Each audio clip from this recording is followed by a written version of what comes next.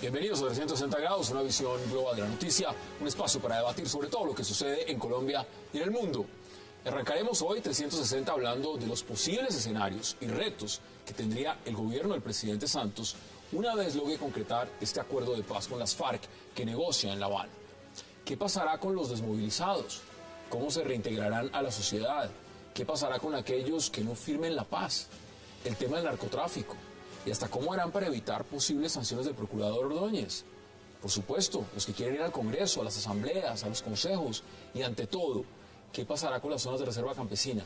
Varios temas, varios puntos los debatiremos esta noche en 360 sobre el proceso de paz. Y no se muevan, que ya en segundo le damos la bienvenida a nuestros invitados.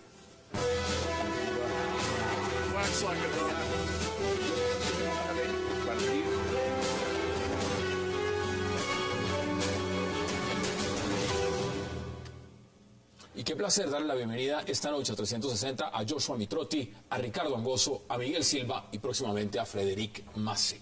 Caballeros, qué placer y gracias por aceptar la invitación esta noche. Buenas noches. Buenas noches. Bueno, vámonos al punto. ¿El punto cuál es? Mucho se ha debatido sobre este acuerdo que se llegó en La Habana. Del segundo punto, un acuerdo parcial, como han dicho, pero segundo punto, participación política. En el marco también se ha hablado mucho de lo político. Y me interesa hoy que debatamos sobre lo pragmático, y es cómo lo ponemos, cómo lo matizamos. Miguel, ¿cómo cree usted que se pueda llevar adelante todo lo que se firmó? ¿Usted lo ve viable o lo ve complicado? ¿Cómo es Lo primero que yo señalaría es que si realmente en Colombia queremos una paz y queremos comenzar el camino de la paz, esto tiene que hacerse con base en el realismo y con menos idealismo. Es decir, esto requiere altísimas dosis de realismo, supone altísimas dosis de realismo de parte de la sociedad, de realismo de parte de la clase política, de realismo de parte del gobierno.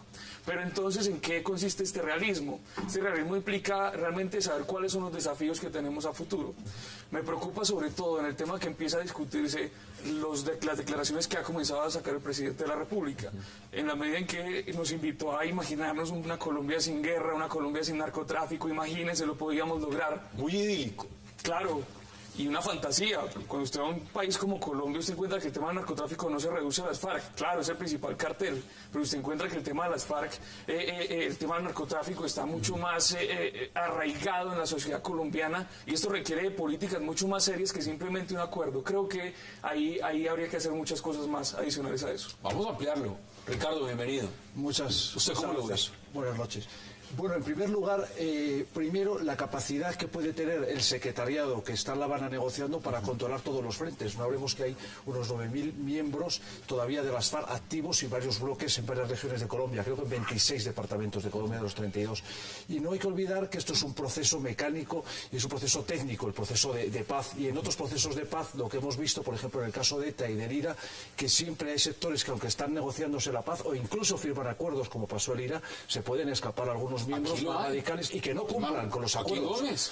Están diciendo que no, no van. No olvidemos el IRA auténtico. El IRA llega a firmar un acuerdo, pero a los pocos días de firmar ese acuerdo, el IRA auténtico coloca la bomba de OMAC y mata a 30 personas. Es decir, primero tenemos que ver la capacidad que tiene los que están negociando La Habana, el secretariado, de controlar a todas sus fuerzas. Y luego no olvidemos otra cosa, hay un gran reto aquí: las hostilidades continúan.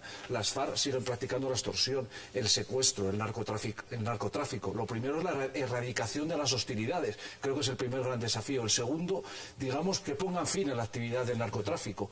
Y yo creo que la gran cuestión, yo lo que siempre me he preguntado desde que empezó este proceso en noviembre del año pasado, es si las FARC realmente tienen la voluntad política de dar el paso, de convertirse en una organización armada y pasar a la acción política. Lo que han hecho otras guerrillas, como el Frente Farabundo Martí de Liberación Nacional o el Frente Sandinista de Liberación Nacional, porque ha habido otras guerrillas que no han sabido dar ese paso. Y mi gran pregunta es, ¿estaremos con una guerrilla que es una de esas guerrillas perdida en oportunidades perdidas? Eso que está diciendo usted, también hoy el procurador ha empezado a dar luces muy importantes sobre ese tema y lo vamos a ampliar. Joshua, bienvenido. ¿Cómo lo ve usted? Muchas gracias, Adam. Gracias por la invitación. Pues mire, yo creo que el proceso electoral es un tema muy complejo. Yo creo, y desde que arrancó el proceso, creo que el timing no ayuda. Personalmente creo que es un muy buen indicio que hayan firmado este segundo punto, pero siento que los tiempos no nos van a dar, que desafortunadamente la campaña electoral arranca y creo que el tema del proceso de paz se puede convertir en un elemento y eso es riesgoso para el gobierno, eso puede ser un tema favorable para la oposición, para todas las oposiciones, y ahí yo veo que hay un elemento complejo. Creo que el tema de las FARC, ¿qué tantos están dispuestos a desmovilizarse? Yo personalmente creo que igual si el Estado logra robarse la franquicia FARC, quitarla del panorama político colombiano, ya es un avance, porque va a ser mucho más fácil combatir a unos grupos armados ilegales. Que sean bandas criminales, que sean bandas criminales y no un tema de FARC. Pero yo creo que definitivamente no estamos en un acuerdo donde todos los miembros de las FARC ni el secretariado va a tener la posibilidad de desmovilizarlos a todos. A todos. Dos, creo que estamos hablando de 8.000 personas en armas, pero yo no he oído un debate serio de cuántos van a ser estas estructuras civiles, políticas, las organizaciones sociales que históricamente están detrás de las FARC. Simplemente quiero hacer un recorderis.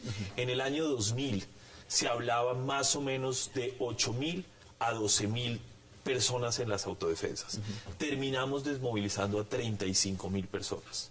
Casi 3 veces. Casi 3 veces. 3 veces, sí. Entonces, ahí yo creo que debemos realmente tener mucho cuidado porque van a ser mucho más de los que creemos y el tema electoral puede terminar siendo complejo si el gobierno y las FARC no agilizan la firma de los acuerdos. Ese es un punto. Frederick Maciel, bienvenido. Buenas noches. ¿Cómo lo ve usted? ¿Es aplicable, es viable? Y no solamente el tema de participación política, sino todo el proceso como tal. ¿Cómo lo está viendo usted? Yo creo que, bueno, hay varios temas que se entremezclan dentro, digamos, de toda esa dinámica. Yo creo que, primero sobre los tiempos políticos. Yo sí creo que los tiempos políticos dan, precisamente. ¿Usted está en desacuerdo? Exactamente. Y yo estoy en desacuerdo porque yo creo que precisamente con lo que pasó anteayer o esta semana, aquí el proceso de paz ya tiene sus ritmos planteados y está bastante bien calculado. ¿Por qué? Si mañana se firma un acuerdo de paz, ¿sí? O sea, antes de marzo, ¿cuál es el riesgo? Que el pueblo colombiano diga, bueno, el presidente Santos ya firmó el acuerdo de paz, el resto de su política no le va muy bien, no vamos a necesitar más al presidente Santos y podemos elegir a otro presidente.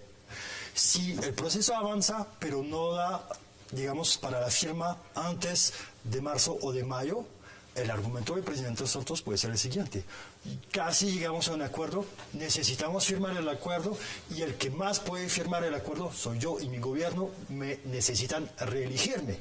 Entonces lo reeligen, las FARC también están contentas porque tienen garantías de que lo que se va a seguir negociando es lo que han venido negociando y después pueden tomarse un poco más de tiempo, 5 o 6 meses hasta un año para finalizar un acuerdo de paz. Entonces yo creo que ahí los tiempos van. Sobre el tema del narcotráfico, volveremos obviamente, yo creo, sobre este tema, pero yo creo que es uno de los temas que es el más fácil de negociar y el que es más difícil de implementar.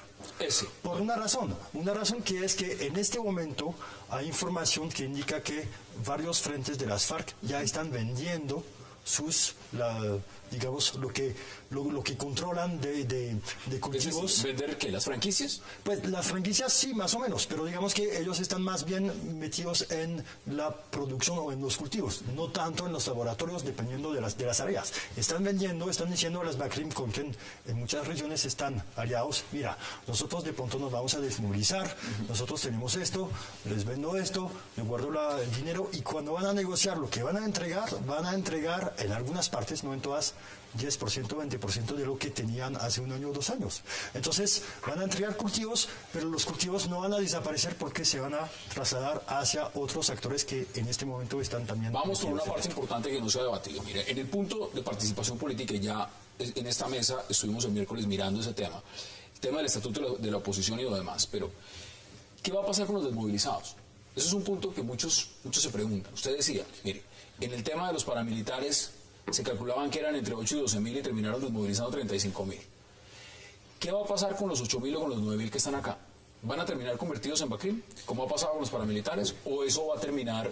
¿Cómo es ese proceso que se podría llevar adelante? Bueno, mi primer tema sería discutir si vamos a replicar el modelo que viene aplicando el gobierno colombiano con cierto éxito, el modelo que se ha utilizado con las autodefensas, con los desmovilizados individuales de las AUS, del FARC y ELN, que desde mi punto de vista es un modelo que tiene unos potencialidades grandes, tiene unos retos importantes, sobre todo en apertura de espacios políticos. A los desmovilizados de las AUC les quitaron una vocería política. Y yo creo que ese es un elemento muy complejo cuando uno quiere reintegrar a una persona.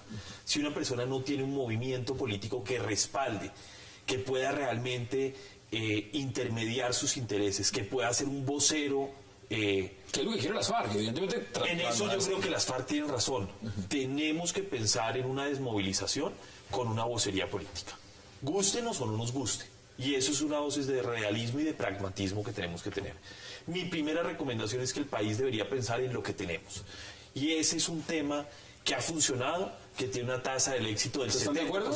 No, yo creo que es pragmático, es real, que hay que permitirles, y para que esto funcione hay que permitir la participación. Las FARC no van a negociar otra cosa que no implique participación política, pero creo que hay un tema de fondo que no se discutió en este segundo punto, por lo menos quienes salieron a hablar no lo dijeron, y es el tema de si van a pagar o no en la cárcel. ¿Y quiénes van a participar en política? ¿Quiénes? ¿Criminales de lesa humanidad o quiénes son? ¿Quiénes son los que van a quedar anulados? ¿Quiénes van a poder participar? Y esto es una cosa que no se dijo y que tuvo que haberse debatido en el segundo punto y no se mencionó. Yo estoy muy en desacuerdo con muchas cosas del procurador y sus actuaciones, pero me parece que lo que dijo ayer y hoy ha sido de lo más sensato que ha dicho últimamente, y es que en el segundo punto no se dijo nada. No hay nada nuevo, no hay ningún anuncio, no hay ninguna noticia, no salió nada. Fue simplemente un anuncio jugando el tiempo electoral y sí, claro. O sea, tenía más componente político ese anuncio de decir, mire, hemos avanzado, en unas semanas viene una fecha límite para el tema de decidir si va el presidente o no por la reelección y hay que salir con esto firmado. Sí, ¿Esa claro. es la opinión de ustedes? Y es que están en el mismo tiempo, están en la misma estrategia. No, yo creo que efectivamente no se dijo mucho, pero tampoco creo que no se dijo nada. Ahora, la pregunta es ¿por qué no se dijo tanto o por qué hay muchas incógnitas? Y ahí hay dos hipótesis. Primero, porque no se negoció todavía lo que realmente tienen que negociar y por eso no pueden anunciar cosas que no han negociado. Pero ¿cuánto tiempo se demoraron negociando lo que no? Pero hay otra hipótesis. Otra hipótesis es que han negociado algunos puntos que no pueden divulgar a la opinión pública porque eso podría generar demasiado rechazo por parte de algunos sectores. Por ejemplo, no sabemos cuántas circunscripciones especiales. Ahí se especula entre 11, 14, 15. Bueno, en una circunscripción no se sabe si va a ser un diputado o más que un diputado. Se ha hablado de un congresito. Bueno, no lo han querido revelar. No se sabe tampoco el periodo de transición. No sabemos si va a ser un mandato, 2 mandatos, 3 mandatos. Sobre el Senado hay una ambigüedad, porque hay un articulito, hay una frase, no me acuerdo exactamente pero hay una frase que deja entrever la posibilidad de que para el Senado, en este momento no han negociado nada, pero que para el Senado haya posibilidad a futuro. Entonces uno se dice, efectivamente, aparentemente no ha negociado mucho y aparentemente no hay grandes avances, digamos, en el tema electoral, pero uno puede pensar también que las FARC tampoco son bobas y las FARC saben que eso es poquito y que solamente si tienen eso su futuro político no está garantizado. Entonces ahí la segunda hipótesis, que consiste en pensar que de pronto hay algunas cosas que ya están más avanzadas pero que por el momento no se pueden divulgar. Tengo que ir a la pausa y vuelvo con Ricardo Angozo. Vamos a la pausa en 360 y ya regresamos.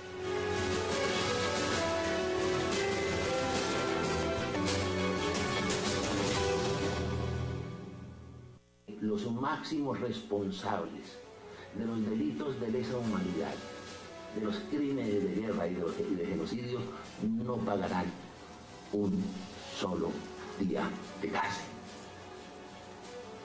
Eso lo ha dicho. Esa concepción, esa interpretación del concepto de condena es la que ha expresado el señor fiscal general de la Nación. Regresamos a 360 y sobre esas declaraciones que dio el procurador esta mañana. Estoy leyendo aquí primera página también porque estamos en vivo, 8:18 p.m. hora de Bogotá, Quito y Lima. Primera página del diario El Espectador. Tienen lo siguiente, dice: propuestas presentadas por de paz presentadas contaron con la autorización del gobierno. ¿Quién está diciendo este titular? Lo está diciendo el colectivo de abogados José Alvear Restrepo, quien rechaza acusaciones hechas en su contra por el portal Primero Colombia sobre las propuestas para blindar jurídicamente y garantizar un indulto a los guerrilleros de las FARC. Ahora, amplío lo que dice el procurador, porque ese es un tema muy importante en participación política, Ricardo.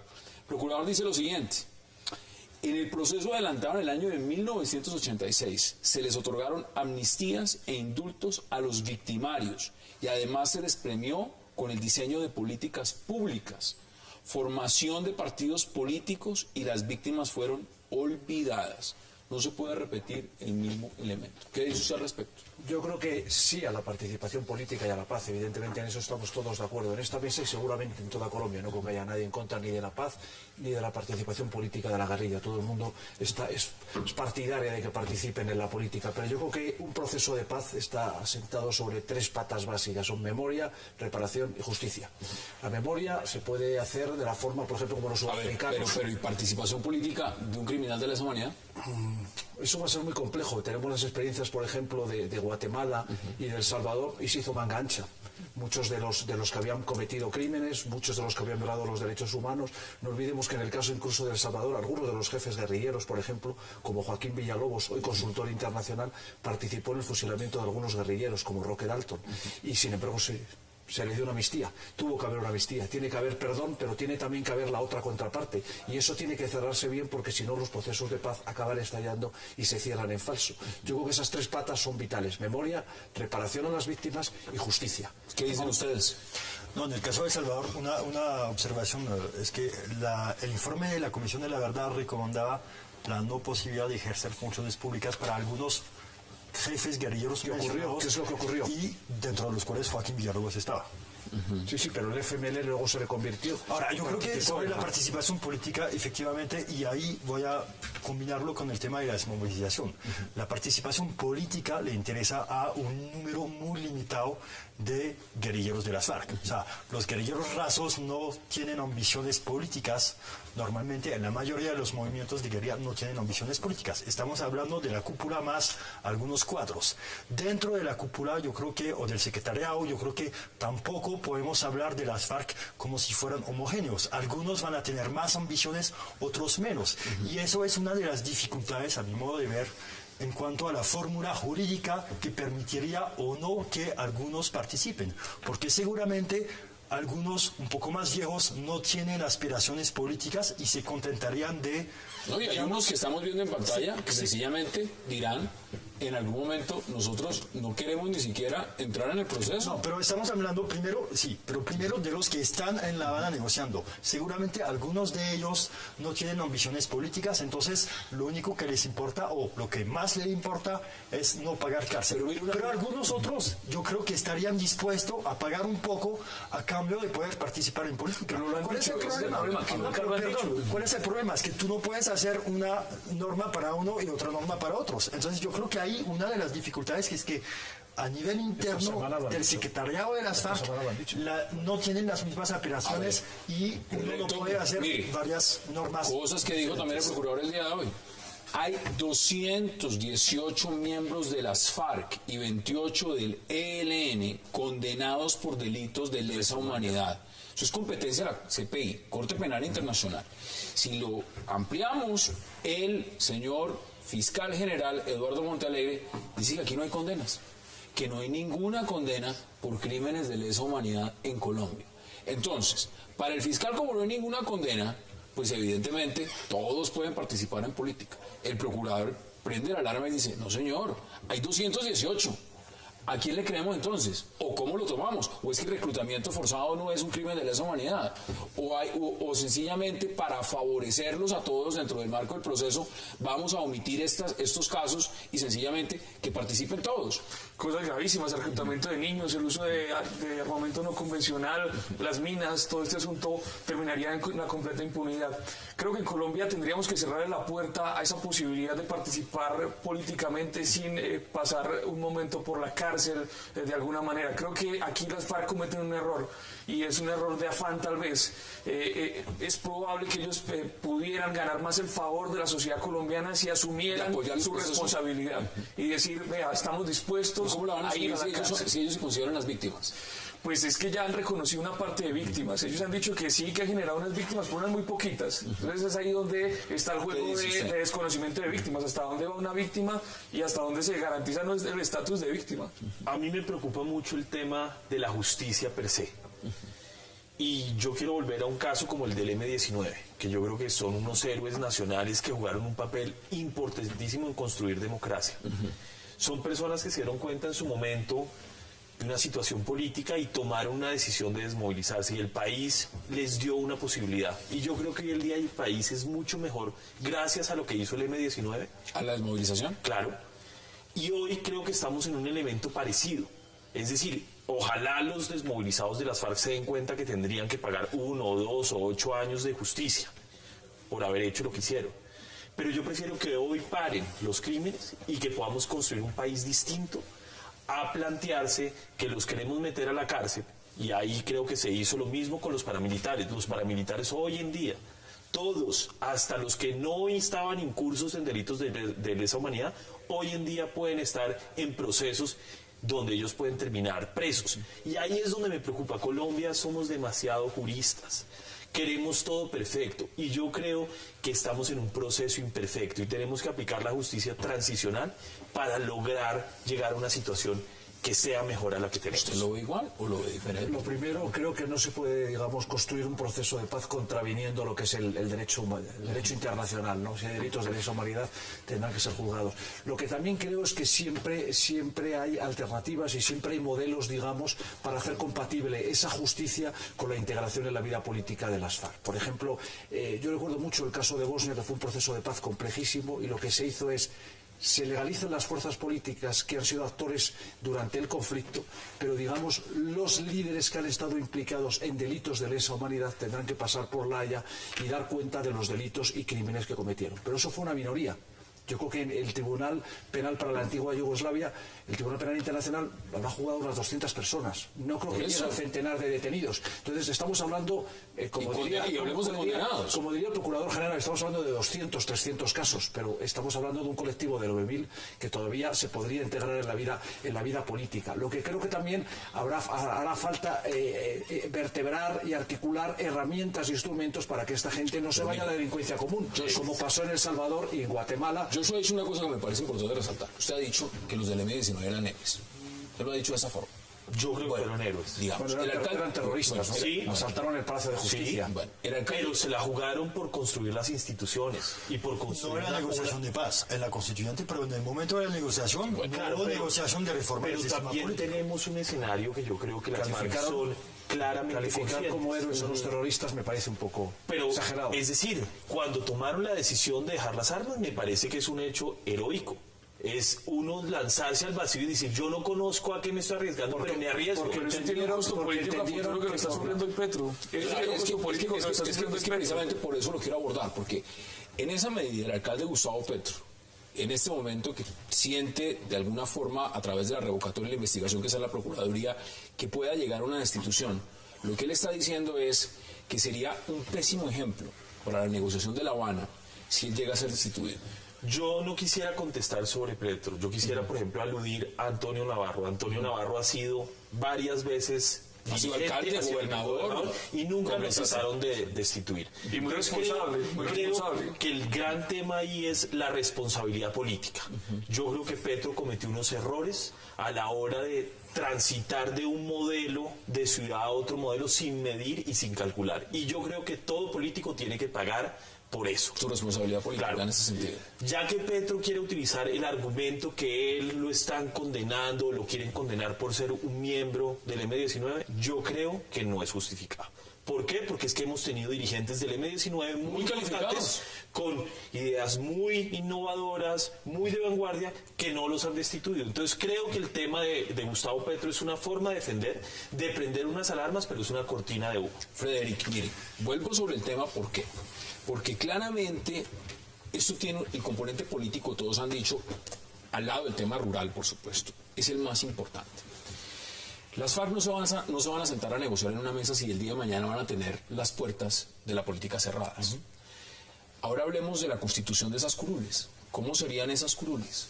¿Cómo ve usted el planteamiento que se hizo para que ellos puedan acceder al Congreso? ¿Usted cómo le parece esa forma? Hay muchas incógnitas que permiten especular un poco de la siguiente manera.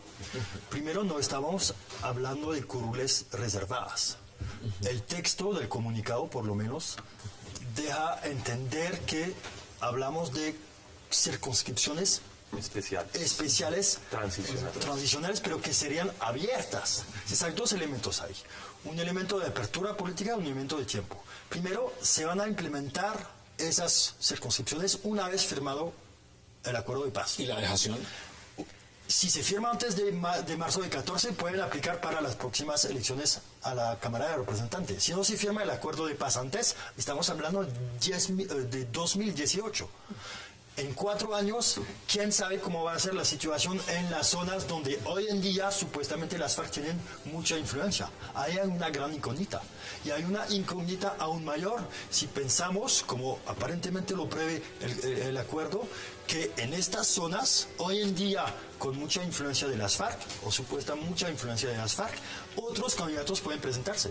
Podríamos tener el caso siguiente. En la Macarena, en 2018, podríamos tener un candidato de las FARC, un candidato uribista, un candidato progresista, un candidato liberal para esas circunscripciones especiales. ¿Qué garantiza que las FARC, si estamos en un proceso transparente, vayan a ganar? No hay muchas garantías. Por eso yo creo que ahí, si miramos esto, finalmente lo que está establecido o lo que solamente aparece en el comunicado es bastante poquito para las FARC. Por eso mi hipótesis de que seguramente, o yo sospecho de que hayan negociado otras cosas que en este momento no se puedan decir. Es parcial. Tengo que ir a la pausa y les doy la palabra de inmediato. Vamos a la pausa en 360 y ya regresamos.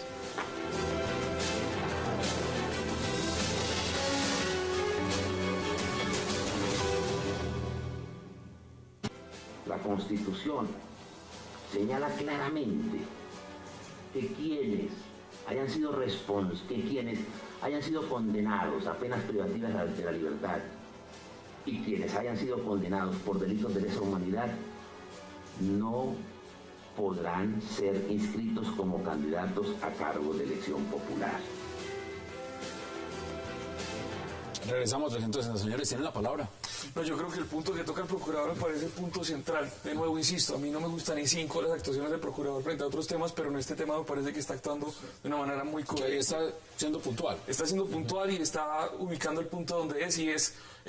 no se le niegue participación, creo yo, no les negamos participación. Creo que si pensando pragmáticamente, si queremos que esto funcione, habría que modificar esa parte.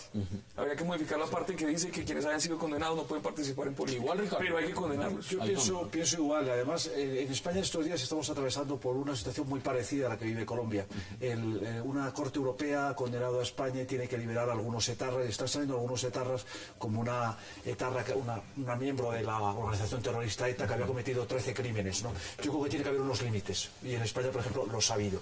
Es decir, algunos etarras que habían cometido crímenes graves y que estaban implicados, habían perpetrado atentados salvajes, pues esos no han podido participar en la vida política. Se ha permitido a un partido político que es, digamos, el que apoya a ETA que participe en la vida política, pero no hay miembros de ETA implicados en atentados. Bueno, pero Batasuna, digamos. Sí, se llama Mayura ahora, sí. Cuando uno lo ve ya políticamente, pues hay una participación. Sí, pero no los miembros de Amaiur, de la organización, digamos, política que apoya a ETA, no están implicados en delitos de sangre. No han cometido delitos de sangre. O sea, ese es el límite que se impuso. Hasta donde se puede llegar. Frederick. O sea, yo tengo una posición un poco diferente, que es la siguiente. A mí me parece que si una persona está condenada por crimen, que sea crimen de lesa humanidad, puede ser una condena de 10, 20, 30 años. Una vez que se cumple la condena, sí, claro. a mí me parece que debería recuperar sus derechos políticos. Claro. Pero la Constitución colombiana no lo permite en este momento. Entonces, si mañana un dirigente de las FARC tiene una condena de 7, 8, 10, 15 años, puede ser reducida después, pero que una vez cumplida su condena se quiere presentar a una elección popular, los ciudadanos colombianos pueden decidir, sabiendo lo que ha hecho, sabiendo que ha sido condenado y que cumplió su pena, pueden elegir sí o no. Pero quieren elegir. Precisamente sería lo que habría que modificar la Otra Constitución. cosa es diferente regalar un puesto en una embajada Sí, o un claro, puesto, claro. eso es diferente. Pero a mí me parece que si no es una doble condena. Sí, no, es evidente, no, es que el punto era ese, que eso es lo que tenemos que modificar en la Constitución, esa prohibición a quien haya sido condenado por lo menos para estos casos, para permitir una condena y así permitir la salida política. Tiene que haber dos reformas antes de la participación política de las FARC, la reforma constitucional y la reforma electoral, que las tendrá que decidir el Congreso de la República, porque evidentemente si vamos a insertar a esa guerrilla y nos dan los tiempos con las circunscripciones especiales, primero la reforma electoral que la tendrá que decidir el Congreso. Yo lo que no sé, ahí coincido contigo, no sé si va a dar tiempo de aquí a marzo a sacar una reforma electoral y una reforma constitucional, porque tampoco quedan tantos meses. O cómo se materializa el acuerdo de las circunscripciones transitorias especiales en las zonas vulnerables. Yo no lo veo, no veo posible que el Congreso hoy, además en un proceso preelectoral también de Que ellos, puede cambiar toda la configuración del Congreso. Pues, No, es que y además hay tiempo para negociar. En gran parte. pues si hablamos de 14, de pero no 11 a sabemos 14. cuántos. Tampoco No, sabemos pero cuántos. si es un diputado por Pero no lo circunscripción. sabemos que sea uno. Pueden ser 5. No, pero no van a... O sea, yo creo que sí... Ahora se habla de un explica la- congresito.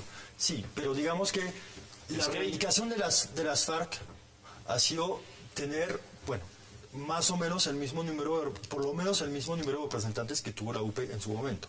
La UP tuvo, si no estoy mal, 9 representantes a la Cámara y 4 senadores. Podemos entonces pensar que si hay 10 o de 10 a 15 zonas especiales, ¿sí? Circunscripciones especiales, tendríamos entre 10 y 15. Si uno pone 2 diputados por circunscripción, serían 30. Ahí yo creo que sería bastante difícil aceptar eso. Entonces, si hablamos de 15 máximo, porque otra vez vuelvo y repito, si son elecciones abiertas, si hay 15 candidatos de las FARC en esas circunscripciones especiales, nada garantiza que los 15 resulten elegidos. Pero entonces suponemos que son 15 de 160 y pico de representantes a la Cámara. Tampoco es una mayoría muy importante y no creo que tengan la capacidad suficiente en la Cámara de influir de manera muy importante en las decisiones. Por Yo lo eso, que no veo yo claro creo es que- el mecanismo jurídico para lograr esto. Bueno, eso es otro tema también. Entonces, eso es lo que me Porque interesa son dos debatir. discusiones. A ver, Una discusión es lo que se negocia y los tiempos de negociación, otra cosa es cómo lo vamos a aplicar y los tiempos Por de eso les estoy aplicación. diciendo, es Este que una presidente está casado con la negociación, no con la aplicación. una cosa es lo que se está diciendo, una cosa es lo que sale en el parlante y dice llegamos a un acuerdo y vamos a hacer esto y esto. Listo, yo les pregunto a ustedes, apliquémoslo. ¿Cómo lo aplicamos? Tiene que ¿Cómo haber lo implementamos? ¿Y reforma- cuánto se demora implementando? Reforma constitucional y reforma electoral. Eso tendrá que dar una respuesta el legislativo de Colombia, que es a quien le compete. Yo lo que veo que esta campaña, nuevamente, la campaña electoral va a comenzar muy pronto, porque el presidente Santos se va a lanzar el 24 de noviembre y vuelve a contaminar el proceso de paz, el proceso electoral. Todo el proceso de paz va a contaminar la campaña electoral, como ha ocurrido siempre en Colombia. Pero la bueno, campaña de ya Pastrana digo- fue la de la paz y los diálogos, las de Uribe, las del Ya guerrerismo. el presidente dijo que esto no tiene pausa, esto va derecho, es decir, esto va hasta que culmine. Hay un tema que no quiero dejar de lado, porque es que no solamente es participación política, eso ya se acordó, parcialmente o no se acordó. Ahora lo que viene es narcotráfico,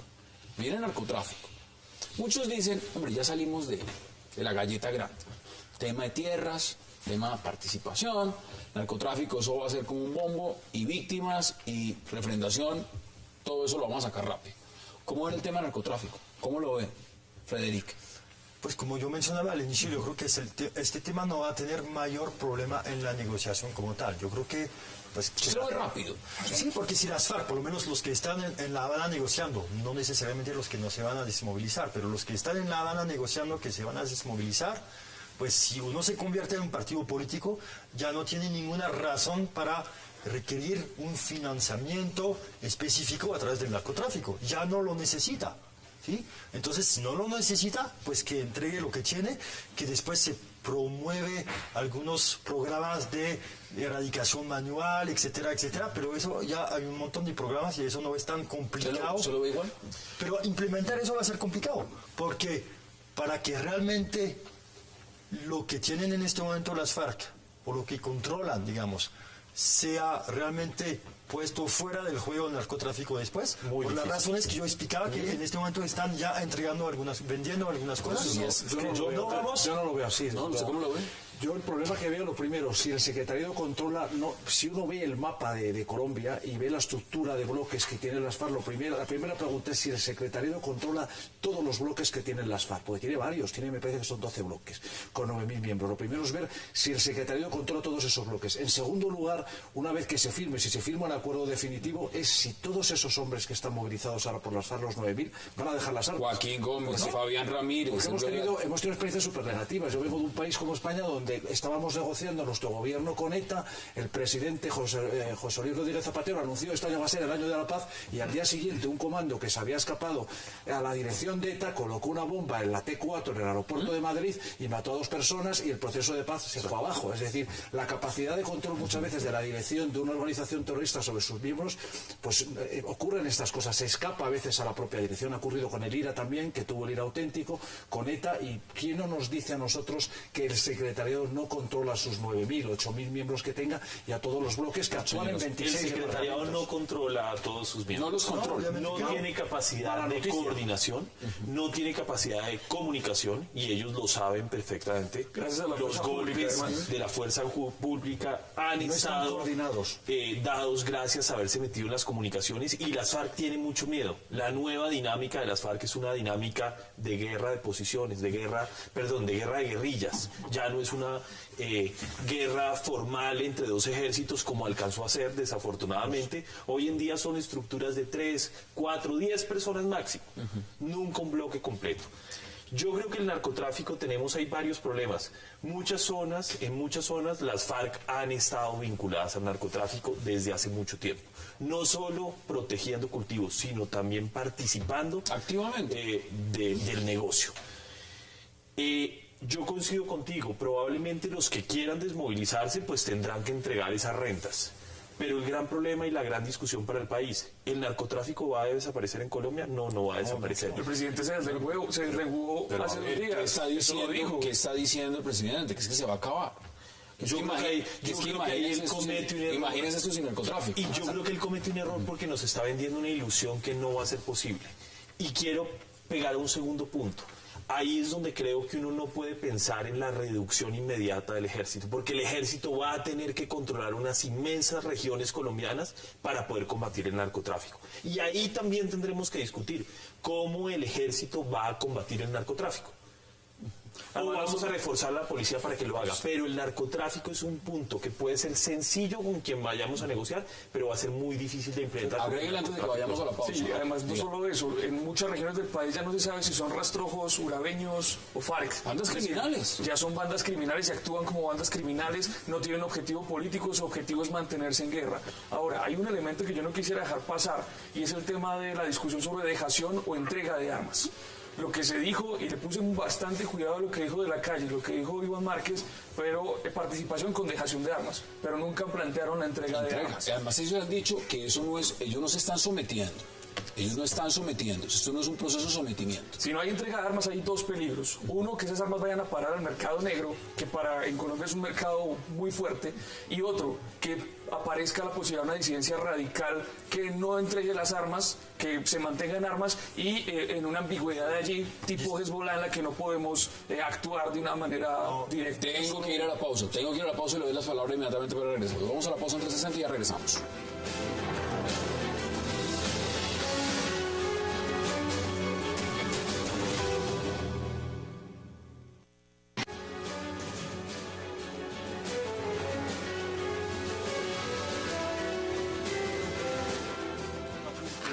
Regresamos a 360 y les doy la palabra de inmediato. Sí, yo solamente un apunte. Esto de incorporar al ejército a la lucha contra el narcotráfico ha dado unos pésimos resultados. Se intentó en Honduras, fatal. Se intentó en México, aumentó la violencia.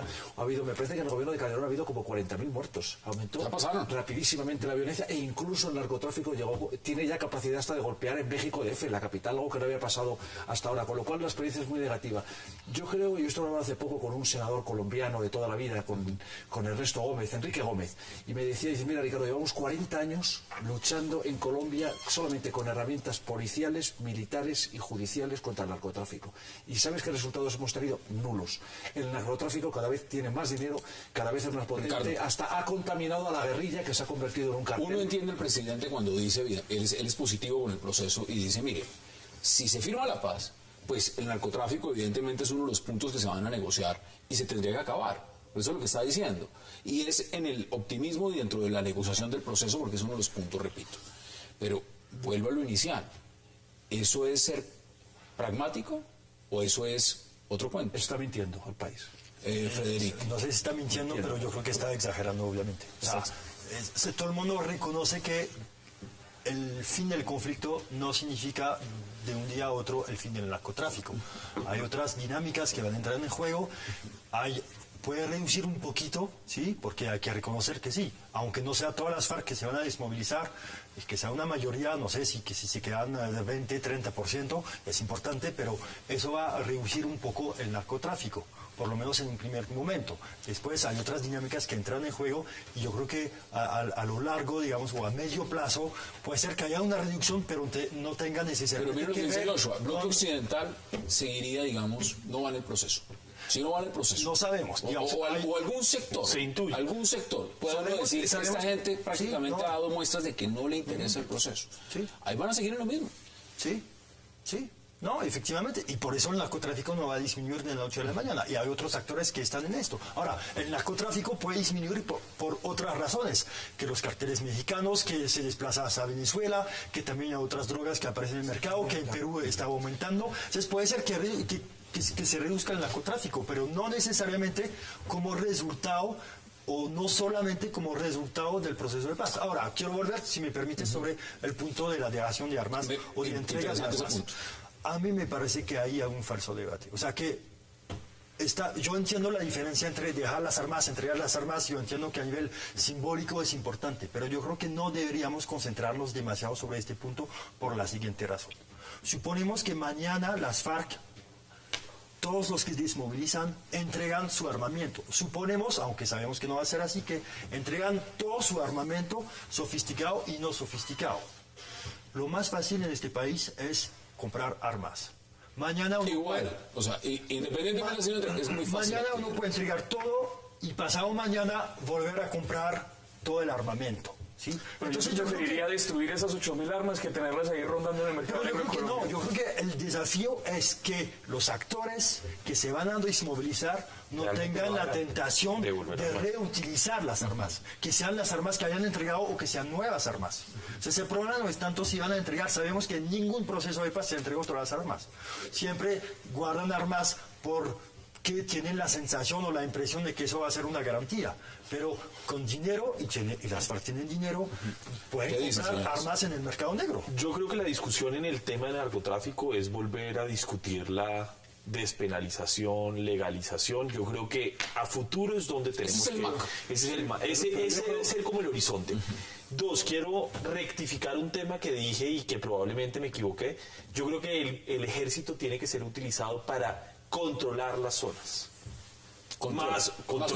Más que un tema de narcotráfico es controlar las zonas, que el ejército realmente pueda empezar a traer los servicios del Estado, y creo que eso va a ser básico.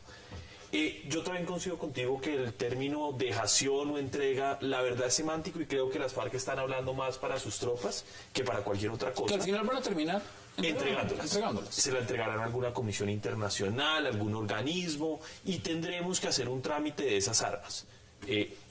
Un apunte. Yo creo que el problema del narcotráfico solamente se resuelve con una solución a nivel regional. Es evidente que en este mundo globalizado, y donde tienen que participar en esa solución los países consumidores, como Estados Unidos y Reino Unido y España. Porque ¿dónde se blanquea el dinero del narcotráfico? En una mayor parte se blanquea en los Estados Unidos, en las Bahamas, en Panamá y demás. O sea, esto implica una solución regional. Lo que pasa es que sigue siendo un tema tabú para los Estados Unidos, como sabes, la legalización y despenalización de las drogas. Entonces, hasta que Estados Unidos no supere ese tabú, no hay nada que hacer. Porque el problema además se genera en donde se consume. Porque vamos a ver, un kilo de pasta de coca cuesta 560, 570 dólares en el mercado.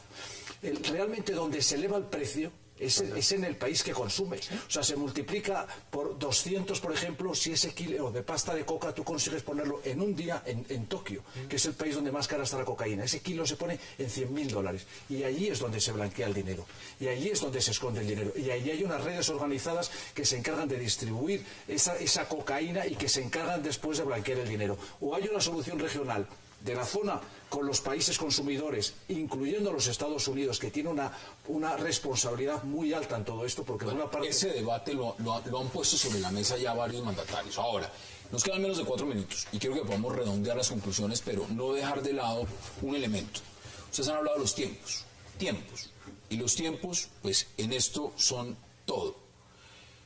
Hablando de tiempos, ¿usted cree que en este proceso, como está andando la agenda, con un proceso electoral encima, cuando un presidente dice esto no tiene pausa, cuando ya se pasaron los 2 puntos que muchos consideran los más importantes, ¿hay el tiempo suficiente para concluir el proceso, firmar el proceso, refrendar el proceso y ponerlo en marcha? Si hay reelección, sí. Digamos, el motor de todo este proceso termina siendo la reelección y es el que termina empujando el ritmo del proceso de negociación y es el que va a terminar empujando y acelerando los ritmos. Fíjese cómo estamos debatiendo el tema de la refrendación. Estamos corriendo para que sea en la elección del Congreso. Eso ya está listo, eso tiene que salir para la elección del Congreso. Es decir, el proceso le está poniendo, la campaña electoral le está poniendo ritmo al proceso. Creo que en términos de negociación los tiempos están porque el gobierno y las FARC están en la misma estrategia, están en el mismo tiempo. El problema va a ser en la aplicación. Yo creo que con el tema de implementación, ¿en cuánto tiempo se la da? Claro, es que por ejemplo, si usted mira el tema del IRA, la entrega de armas es un proceso larguísimo, complicado, sangriento. Eso no es tampoco tan fácil de... Eso es que mañana firmamos y yo voy con las armas y le digo, mira, aquí están sobre la mesa, venga, firmamos el papel y no pasa así. Si van a seguir el modelo IRA, como lo han dicho, eso va a demorar por lo menos 10 años. 10 años. Si la idea de ellos es seguir el modelo de IRA, como lo han dicho. En entrega de armas. En entrega de armas. ¿Usted lo ve igual? Mire, yo deseo... Usted dice que los tiempos no alcanzan. Yo deseo que alcancen, pero eso depende mucho de la voluntad de las FARC. Y que las FARC se den cuenta que están en sus últimas... en su última oportunidad para realmente tener una negociación digna con la sociedad colombiana. Y eso depende de los negociadores que están allá, que se quieran mover rápido y que no dejen que el tema electoral obstruya cualquier posibilidad de paz. Señor Frederick, ¿cómo lo ve usted? Yo creo que en este momento ni las FARC ni el presidente Santos tienen afán de apresurarse. No hay afán. Santos tiene aparentemente la reelección asegurada y eso les conviene. ¿Tiene 4 años más entonces? A él y a las FARC. Entonces, como la reelección está casi asegurada, bueno, uno nunca sabe, pero digamos va en buen camino, nadie tiene afán. Entonces pueden demorarse 6 meses, 8 meses, 1 año. Ahora, el tema de la implementación, también hay que tener mucho cuidado. ¿Implementación de qué? De los acuerdos. ¿De qué? De todos los acuerdos. En ningún proceso de paz en el mundo se ha implementado el 100% de los acuerdos. Y muchas veces, entonces, se implementa 50% durante 2 años y el 50% restante puede demorarse 5, 10, 15 años. Entonces, cuando hablamos de eso es bueno saberlo. Eso es bueno saberlo porque la mayoría de personas que entienden el proceso se imaginan es que firmando el proceso se firma, se entrega y eso empieza a ejecutarse inmediatamente. Claro, pero lo que quiero decir es que en 15 años hay un 1% de los acuerdos que no están implementados. Yo creo que ya sería un éxito grande. Por supuesto. Concluye usted, Ricardo Angoso. Quedan 40 segundos. En política no existe la ingenuidad y no me parece que sea una casualidad que se anuncie el proceso de paz o la firma de este acuerdo cuando quedan 16 días o 15 para que el presidente Juan Manuel Santos se lance a la reelección. Después creo que vamos a asistir a una campaña electoral típicamente colombiana. El proceso de paz va a ser el epicentro de toda la campaña electoral. Como ha ocurrido siempre aquí, yo asistí a la campaña, o me recuerdo la campaña de Pastrana, que eran los diálogos y era la paz. Después vino Uribe, que era la seguridad democrática y era mano dura contra la guerrilla porque había fracasado lo del Caguán. Y después vino Santos y dice, vamos a continuar con las políticas del presidente Uribe de seguridad democrática, y vino esta negociación. Yo creo que los tiempos van a dar porque vamos a seguramente asistir a la elección del presidente Juan Manuel Santos, y tiene 4 años por delante para dar paso, digamos, a ese proceso. Sí. En cualquier caso, sin optimismo, habrá parones, habrá avances como en todos los procesos de paz. Nosotros llevamos con ETA 3 años ya que no disparan ni un solo tiro y no ha habido atentados, pero todavía ni han entregado las armas, ni se han desarmado todavía, ni sabemos dónde las tienen. Y eso es un avance. Bueno, eso es un avance. Señores, se nos acabó el tiempo, un verdadero placer. Frederic Massé, como siempre, gracias por estar en el Joshua Mitrotti, un verdadero placer. Gracias. Ricardo Angosto, gracias. Miguel Silva Moyano, gracias también. A ustedes, gracias por acompañarnos, y recuerden, el lunes a la misma hora, 8 p.m., para seguir haciendo toda la agenda política de Colombia y del mundo, y repetición 11:30 de la noche. Gracias, hasta una próxima oportunidad.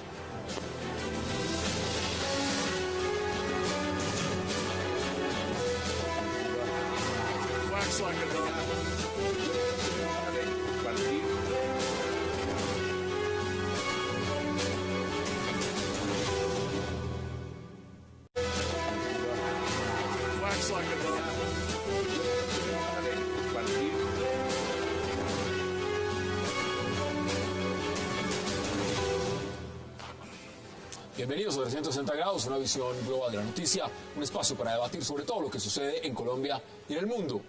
Arrancaremos hoy 360 hablando de los posibles escenarios y retos que tendría el gobierno del presidente Santos una vez logre concretar este acuerdo de paz con las FARC que negocia en La Habana. ¿Qué pasará con los desmovilizados? ¿Cómo se reintegrarán a la sociedad? ¿Qué pasará con aquellos que no firmen la paz? El tema del narcotráfico. Y hasta cómo harán para evitar posibles sanciones del procurador Ordóñez. Por supuesto, los que quieren ir al Congreso, a las asambleas, a los consejos, y ante todo, ¿qué pasará con las zonas de reserva campesina? Varios temas, varios puntos, los debatiremos esta noche en 360 sobre el proceso de paz. Y no se muevan, que ya en segundo le damos la bienvenida a nuestros invitados.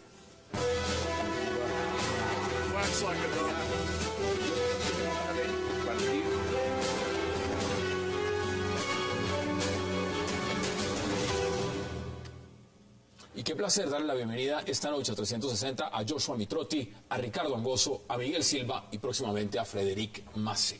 Caballeros, qué placer y gracias por aceptar la invitación esta noche. Buenas noches. Buenas noches. Bueno, vámonos al punto. ¿El punto cuál es? Mucho se ha debatido sobre este acuerdo que se llegó en La Habana. Del segundo punto, un acuerdo parcial, como han dicho, pero segundo punto, participación política. En el marco también se ha hablado mucho de lo político.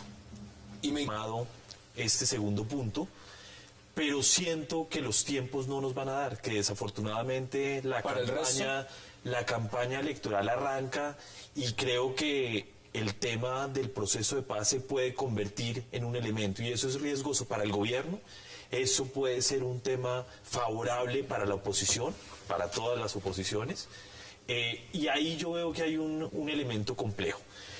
Creo que el tema de las FARC, ¿qué tantos están dispuestos a desmovilizarse? Yo personalmente creo que igual si el Estado logra robarse la franquicia FARC, quitarla del panorama político colombiano, ya es un avance, porque va a ser mucho más fácil combatir a unos grupos armados ilegales. Que sean bandas criminales, que sean bandas criminales y no un tema de FARC. Pero yo creo que definitivamente no estamos en un acuerdo donde todos los miembros de las FARC ni el secretariado va a tener la posibilidad de desmovilizarlos a todos. Dos, creo que estamos hablando de 8.000 personas en armas, pero yo no he oído un debate serio de cuántos van a ser estas estructuras civiles, políticas, las organizaciones sociales que históricamente están detrás de las FARC. Simplemente quiero hacer un recorderis. En el año 2000 se hablaba más o menos de 8.000 a 12.000 personas en las autodefensas. Terminamos desmovilizando a 35.000 personas. Casi 3 veces. Casi 3 veces. 3 veces, sí. Entonces, ahí yo creo que debemos realmente tener mucho cuidado porque van a ser mucho más de los que creemos. Y los procesos de paz, lo que hemos visto, por ejemplo, en el caso de ETA y del IRA, que siempre hay sectores que, aunque están negociándose la paz o incluso firman acuerdos, como pasó el IRA, se pueden escapar algunos miembros más radicales y que no cumplan con los acuerdos. Están diciendo que no, ya no van. No olvidemos el IRA auténtico. El IRA llega a firmar un acuerdo, pero a los pocos días de firmar ese acuerdo, el IRA auténtico coloca la bomba de Omar y mata a 30 personas. Es decir, primero tenemos que ver la capacidad que tiene los que están negociando La Habana, el secretariado, de controlar a todas sus fuerzas. Y luego no olvidemos otra cosa, hay un gran reto aquí: las hostilidades continúan. Las FARC siguen practicando la extorsión, el secuestro, el narcotráfico. Lo primero es la erradicación de las hostilidades. Creo que es el primer gran desafío. El segundo, digamos, que pongan fin a la actividad del narcotráfico. Y yo creo que la gran cuestión, yo lo que siempre me he preguntado desde que empezó este proceso en noviembre del año pasado, es si las FARC realmente tienen la voluntad política de dar el paso, de convertirse en una organización armada y pasar a la acción política. Lo que han hecho otras guerrillas, como el Frente Farabundo Martí de Liberación Nacional o el Frente Sandinista de Liberación Nacional, porque ha habido otras guerrillas que no han sabido dar ese paso. Y mi gran pregunta es, ¿estaremos con una guerrilla que es una de esas guerrillas perdida en oportunidades perdidas? Eso que está diciendo usted, también hoy el procurador ha empezado a dar luces muy importantes sobre ese tema y lo vamos a ampliar. Joshua, bienvenido. ¿Cómo lo ve usted? Muchas gracias, Adam. Gracias por la invitación. Pues mire, yo creo que el proceso electoral es un tema muy complejo. Yo creo, y desde que arrancó el proceso, creo que el timing no ayuda. Personalmente creo que es un muy buen indicio que hayan firmado. El tema electoral puede terminar siendo complejo si el gobierno y las FARC no agilizan la firma de los acuerdos. Ese es un punto. Frederick Macén, bienvenido. Buenas noches. ¿Cómo lo ve usted? ¿Es aplicable, es viable? Y no solamente el tema de participación política, sino todo el proceso como tal. ¿Cómo lo está viendo usted? Yo creo que, bueno, hay varios temas que se entremezclan dentro, digamos, de toda esa dinámica. Yo creo que, primero, sobre los tiempos políticos. Yo sí creo que los tiempos políticos dan, precisamente. ¿Usted está en desacuerdo? Exactamente. Y yo estoy en desacuerdo porque yo creo que precisamente con lo que pasó anteayer o esta semana, aquí el proceso de paz ya tiene sus ritmos planteados y está bastante bien calculado. ¿Por qué? Si mañana se firma un acuerdo de paz, ¿sí? O sea, antes de marzo, ¿cuál es el riesgo? Que el pueblo colombiano diga, bueno, el presidente Santos ya firmó el acuerdo de paz, el resto de su política no le va muy bien, no vamos a necesitar más al presidente Santos y podemos elegir a otro presidente. Si el proceso avanza, pero no da, digamos, para la firma antes de marzo o de mayo, el argumento del presidente Santos puede ser el siguiente: casi llegamos a un acuerdo, necesitamos firmar el acuerdo y el que más puede firmar el acuerdo soy yo y mi gobierno, me necesitan reelegirme. Entonces lo reeligen, las FARC también están contentas porque tienen garantías de que lo que se va a seguir negociando es lo que han venido negociando y después pueden tomarse un poco más de tiempo. Me interesa hoy que debatamos sobre lo pragmático y es cómo lo ponemos, cómo lo matizamos. Miguel, ¿cómo cree usted que se pueda llevar adelante todo lo que se firmó? ¿Usted lo ve viable o lo ve complicado? ¿Cómo ve eso? Lo primero que yo señalaría es que si realmente en Colombia queremos una paz y queremos comenzar el camino de la paz, esto tiene que hacerse con base en el realismo y con menos idealismo. Es decir, esto requiere altísimas dosis de realismo, supone altísimas dosis de realismo de parte de la sociedad, de realismo de parte de la clase política, de realismo de parte del gobierno. Pero entonces, ¿en qué consiste este realismo? Este realismo implica realmente saber cuáles son los desafíos que tenemos a futuro. Me preocupa sobre todo en el tema que empieza a discutirse las declaraciones que ha comenzado a sacar el presidente de la República, en la medida en que nos invitó a imaginarnos una Colombia sin guerra, una Colombia sin narcotráfico. Imagínense, lo podíamos lograr. Muy idílico. Claro, y una fantasía. Cuando usted va a un país como Colombia, usted encuentra que el tema del narcotráfico no se reduce a las FARC. Claro, es el principal cartel, pero usted encuentra que el tema de las FARC, el tema del narcotráfico está mucho más arraigado en la sociedad colombiana y esto requiere de políticas mucho más serias que simplemente un acuerdo. Creo que ahí habría que hacer muchas cosas más adicionales a eso. Vamos a ampliarlo. Ricardo, bienvenido. ¿Usted cómo lo ve? Buenas noches. Bueno, en primer lugar, primero la capacidad que puede tener el secretariado que está en La Habana negociando para controlar todos los frentes. No hablemos que hay unos 9.000 miembros todavía de las FARC activos y varios bloques en varias regiones de Colombia, creo que en 26 departamentos de Colombia de los 32. Y no hay que olvidar que esto es un proceso mecánico y es un proceso técnico, el proceso de paz. Y en